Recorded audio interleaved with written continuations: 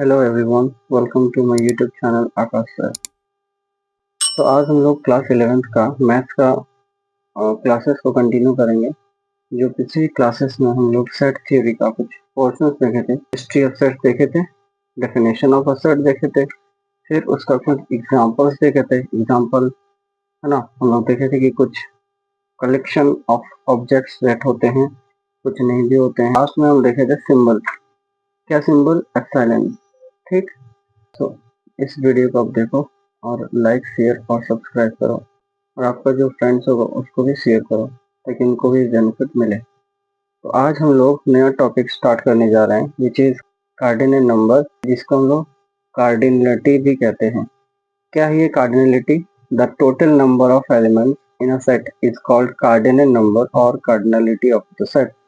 मतलब एक सेट में जितना टोटल एलिमेंट्स होगा उसको हम उसका क्या बोलेंगे? Cardinal number. अगर कोई सेट ए है तो हम उसके कार्डिनलिटी को रिप्रेजेंट करेंगे एन ए से, नंबर ऑफ ए, यानी कि ए सेट में कितना नंबर ऑफ एलिमेंट्स है। For example A is equal to 0 to 4 है तो इसका कार्डिनल नंबर क्या हो जाएगा? 3। अगर भी एक सेट है इसमें हम लोग इसका कार्डिनल नंबर फाइंड करना चाहते हैं तो कितना एलिमेंट को काउंट करेंगे? 1 2 3 4 5, तो 5 हो जाएगा। एक एलिमेंट है एम, इसमें एक सेट है एम, इसमें कितना एलिमेंट है? 1 2 3 4 5, तो इसमें कार्डिनल नंबर तो 5 हो जाएगा। एक सेट है पी, इसमें कोई एलिमेंट नहीं है तो इसका कार्डिनल नंबर हो जाएगा 0, जिसको हम लोग नल या एम्प्टी सेट कहते हैं, जो कि आज हम लोग पढ़ेंगे। ठीक है, अभी हम लोग आगे करते हैं रिप्रेजेंटेशन ऑफ अ सेट। हम किसी भी सेट को कैसे रिप्रेजेंट कर सकते हैं। तो बोला कि there are two methods of describing a set, मतलब दो तरीके हम सेट को डिस्क्राइब करने का। ठीक है, दो तरह से हम दिखा सकते हैं। पहला है रोस्टर, जिसका दूसरा नाम है टेबुलर फॉर्म, दूसरा है सेट बिल्डर फॉर्म। तो फर्स्ट है रोस्टर टेबुलर फॉर्म। क्या होता है ये? इन this form we write all the elements within curly brackets which is this which are separated by comma। मतलब हम लोग ज्यादातर सेट को ऐसे लिख रहे थे, इससे पहले जो भी एग्जांपल्स लेते थे ये सब, उसको हम लोग किस ब्रैकेट में लिखेंगे? कर्ली ब्रैकेट, जिसको हम लोग बोलचाल की भाषा में सेकंड ब्रैकेट भी कहते हैं। आप फर्स्ट ब्रैकेट का यूज नहीं कर सकते, आप थर्ड ब्रैकेट का यूज भी नहीं कर सकते, आपको सेकंड ब्रैकेट लेना होगा और जो एलिमेंट्स होगा उसको कॉमा देके रिप्रेजेंट करना होगा। ठीक, तो इस प्रकार के जो सेट को लिखने का तरीका है इसको हम लोग बोलते हैं रोस्टर फॉर्म या टेबुलर फॉर्म। ठीक है, अभी हम लोग एक नोट देखने वाले हैं। नोट है, it may be noted that the repeated letters are taken only once each. मतलब जो लेटर्स रिपीट होंगे उसको हम लोग एक ही बार लिखेंगे। For example the set of all letters in the word mathematics. यहाँ पर एक शब्द है मैथमेटिक्स, तो इसको आपको सेट के अंदर लिखना है। तो क्या करेंगे? हम एम को लिख दिए एक बार यहाँ पर, ठीक, फिर हम ए को एक बार लिख दिए, फिर टी को यहाँ पर एक बार लिख दिए, फिर एच को एक बार यहाँ पर लिख दिए, फिर ई को एक बार लिख दिए, फिर यहाँ पर फिर से आया एम। एम को दोबारा नहीं लिख सकते, you can't repeat the elements twice और थ्राइस, है ना। इसको यूनिक होता है, एक ही आपको लिखना होगा, एक एलिमेंट। फिर एम को नहीं लिख सकते, क्यों? लिखा हुआ है। ए को भी नहीं लिख सकते, लिखा हुआ है। टी को भी नहीं लिख सकते, लिखा हुआ है। आई को लिख सकते हैं, तो आई को यहाँ पर एक बार लिख दिए। सी को लिख सकते हैं, लिख दिया। एस को लिख सकते हैं, लिख दिए। तो इस प्रकार हम सेट को लिखेंगे, है ना। इस तरीके जो लिखने का तरीका है इसको हम क्या बोलते हैं? रोस्टर या टेबुलर फॉर्म। चलिए नेक्स्ट हम लोग देखेंगे सेट बिल्डर फॉर्म। दूसरा जो रिप्रेजेंटेशन का मेथड था, तरीका था, वो क्या है? In this form we list the property और प्रॉपर्टीज, है ना, satisfied by all the elements of the set. मतलब हम लोग जो लिखते हैं इसमें लॉ यानी कि नियम, एक रूल्स, एक प्रॉपर्टी लेके हम लोग चलेंगे। उसमें जैसे डायरेक्ट आपको दिख रहा था कि सेट में क्या एलिमेंट्स है, लेकिन इसमें डायरेक्ट नहीं दिखेगा, आपको अपना बुद्धि का इस्तेमाल करना होगा। ठीक है, तो क्या है यहाँ पर? We write x such that x satisfied properties P. अगर इसको हम लोग लिखते हैं तो ऐसे हम लोग सेकंड ब्रैकेट देते हैं और लिखते हैं एक्स। एक्स एक एलिमेंट इस सेट में आएगा। एक्स को लिखने का आगे उसका क्राइटेरिया लिमिटेशंस दिया हुआ होगा। क्या है वो? X satisfied properties P. X जो है वो पी प्रॉपर्टी को सेटिस्फाई करना चाहिए। अब बोलो सर पी क्या है, पी प्रॉपर्टी क्या है? तो इसके लिए हम लोग आगे एग्जाम्पल देखेंगे, आपको अच्छे समझ में आ जाएगा। अच्छा, इसको हम कैसे पढ़ेंगे? Which is read as the set of all those x such that each x has properties p। हम बोलेंगे the set of all those elements x such that each x मतलब हर एक x जो होगा वो p प्रॉपर्टी को follow करना चाहिए या पड़ेगा। हर एक x को p प्रॉपर्टी को फॉलो करना पड़ेगा, तभी हम इस सेट को ऐसे लिख सकते हैं। अभी कुछ एग्जांपल्स के जरिए समझते हैं। देखिए, मान लिया जाए ए एक सेट है जिसमें 1 2 3 4 5 6 7 नंबर्स हैं, तो इसको ये तो किस फॉर्म में लिखा हुआ है, ये किस फॉर्म में लिखा हुआ है ना, रोस्टर फॉर्म में, हम लोग पढ़ चुके हैं अभी। अच्छा, इसको अगर सेट बिल्डर फॉर्म में लिखना है तो कैसे लिख सकते हैं, हम लिखेंगे एक्स सच दैट, ये हमेशा रहेगा एक्स सच दैट, ठीक है, ये हमेशा रहेगा, ठीक, तो एक्स सच दैट। अच्छा, अब ये जो उसके बाद ये जो चीज है इसको हम बोलते हैं प्रॉपर्टीज। यहाँ पर क्या है, प्रॉपर्टीज। यहाँ पर एक बात आप नोट किए होंगे, ये प्रॉपर्टी और प्रॉपर्टीज लिखा हुआ है, यानी कि एक भी हो सकता है या एक से अधिक भी हो सकता है। यहाँ जैसे दो दो है, तो इन दोनों रूल्स के अकॉर्डिंग हम सेट को डिफाइन करेंगे। तो क्या है, देखो, x such that x belongs to N. X belongs to N मतलब एक्स में जितने सारे एलिमेंट्स होगा सारे नेचुरल नंबर्स होगा। अब नेचुरल नंबर्स तो बहुत सारे होते हैं, 1 2 3 4 एंड सो ऑन, बहुत सारे इंफिनिटी तक होता है। लेकिन दूसरा क्राइटेरिया कहता है कि ये जो एक्स होगा वो 8 से कम होगा। 8 से कम मतलब 7 तक ही हो सकता है। तो इस प्रकार हम ये जो डिफाइन किया हुआ सेट है इसको हम सेट बिल्डर फॉर्म में लिख दिए। अच्छा, आगे क्या सेट डिफाइन है, 1 2 3 4 5, ये रोस्टर फॉर्म में है। इसको कैसे लिखेंगे, एक्स सच दैट, हमेशा रहेगा एक्स सच दैट। अब x belongs to N, x जो है एन से बिलोंग करेगा, और एक्स जो होगा वो 5 से छोटा होगा या 5 के बराबर भी हो सकता है, जैसे 1 2 3 4 5। ये जो है ये सेट बिल्डर फॉर्म में लिखने का तरीका है। आई होप यहाँ तक आपको समझ में होगा। दो फॉर्म होता है, सेट बिल्डर फॉर्म और रोस्टर फॉर्म। अगर नहीं आया तो वीडियो को फिर से रिपीट करके देखो आप, ठीक है। अभी हम लोग कुछ क्वेश्चंस करेंगे जिसमें बोला गया, पहला क्वेश्चन है write each of the following set in the roster form. पहला क्वेश्चन है set of all factors of 24। Factors क्या होता है, जो नंबर उसको डिवाइड करे वो उसका फैक्टर होता है।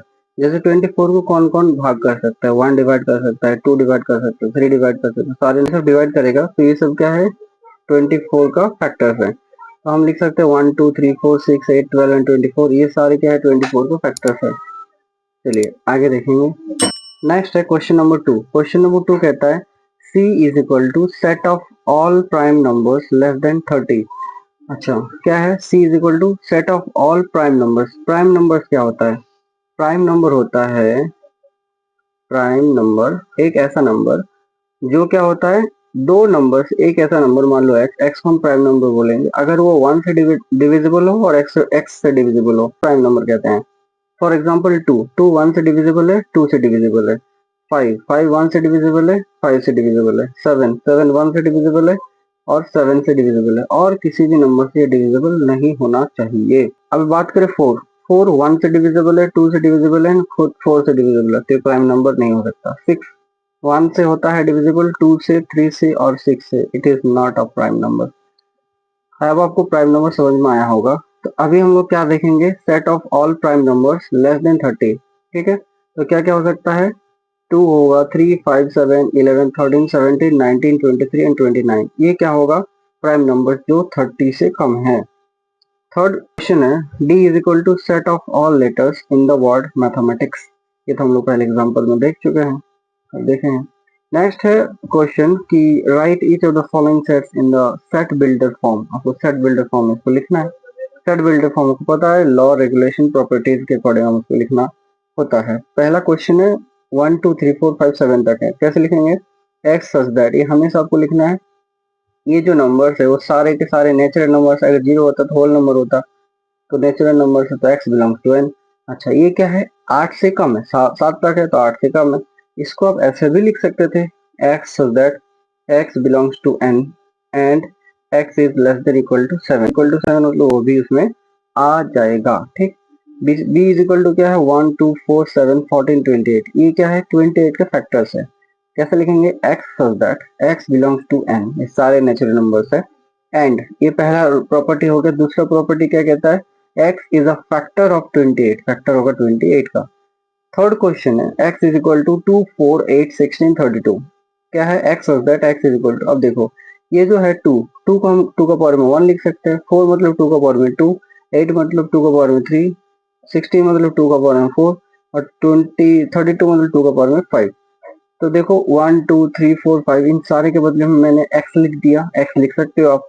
अच्छा, ये प्रॉपर्टी नंबर 1 वेयर जहां पर ये जो n है वो क्या है, n से बिलोंग कर रहा है, set of natural numbers 1 2 3 4 set of natural numbers होते हैं।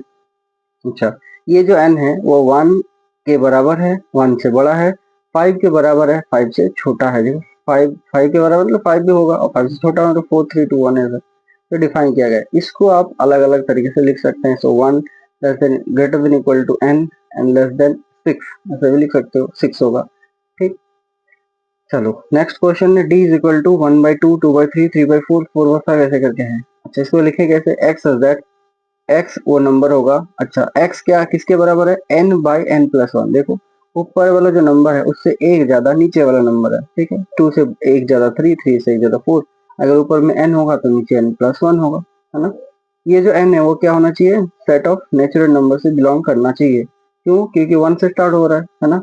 n तो आपने ऊपर वाला n लिया था ना, तो 1 से स्टार्ट हो रहा है तो नेचुरल नंबर होगा। अच्छा, ये कहाँ से स्टार्ट हो रहा है ना, 1 से, कहाँ खत्म हो गया, 8 में, है ना। 8 के साथ एक जोड़ोगे अपने आप 9 आ जाएगा। तो ये डिफाइन कर रहा है हमारी जो है इस गिवन सेट को, ठीक है। नेक्स्ट हम लोग चलेंगे sets in mathematical world. Mathematical world में हम लोग बहुत सारा सेट्स है जिसको हम लोग सिंबल उसके यूज करते हैं बहुत ज्यादा। पहला क्या सिंबल है, एन। एन किसके लिए यूज करते हैं, हम लोग तो बहुत ज्यादा यूज कर चुके हैं। सेट ऑफ नेचुरल नंबर जो 1 2 3 4 स्टार्ट होता है, 1 से स्टार्ट होता है आगे चलता है। डब्ल्यू क्या होता है, सेट ऑफ होल नंबर जो कि 0 से स्टार्ट होता है आगे चलते रहते हैं इनफाइनाइट तक। जेड और आई ये क्या है, सेट ऑफ ऑल इंटीजर्स है, इसमें माइनस भी होता है, जीरो भी होता है, पॉजिटिव नंबर भी होता है ना। फिर क्या है, जेड प्लस मतलब set of all positive integers, इसमें आपको सिर्फ पॉजिटिव इंटीजर्स को ही लेना होगा, जैसे 1 2 3 4 एंड सो ऑन। इसको हम लोग एन भी कह सकते हैं क्योंकि एन में यही सब एलिमेंट होते हैं।